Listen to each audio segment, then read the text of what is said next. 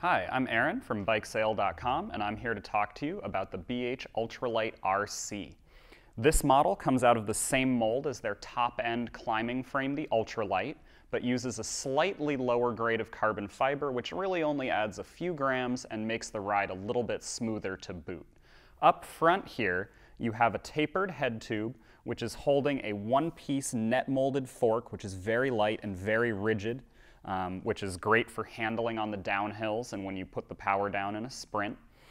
You have this down tube here, which is among the biggest I think I've ever seen. It's the full width of the BB386 bottom bracket shell at the base of it, and it's very squared off and tall at the head tube, so you really know there's not going to be any issues with the power transfer on this frame. It's incredibly rigid. You have the 386 Evo bottom bracket, and moving back from there, you can see we have very tall, beefy chainstays that transmit the drive forces to the rear dropouts. And then you have a very slender seat stay here to give you just a little bit of cushioning.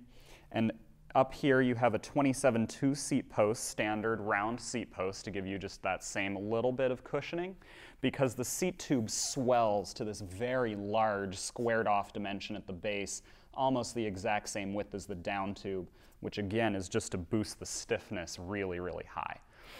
BH is actually situated in the mountains in the Basque region of Spain, and so you know their engineers and designers are out riding this bike on their lunch breaks in the steep mountains, and this is the result, is a bike that's really designed around climbing. You have a slacker seat angle than is typical and a shorter chainstay than is typical of your average race frame, which really gets the wheelbase very tight underneath you, which is excellent for climbing. When you want to sprint up the hill and pass someone, you're not going to find a frame that jumps forward any faster than this one.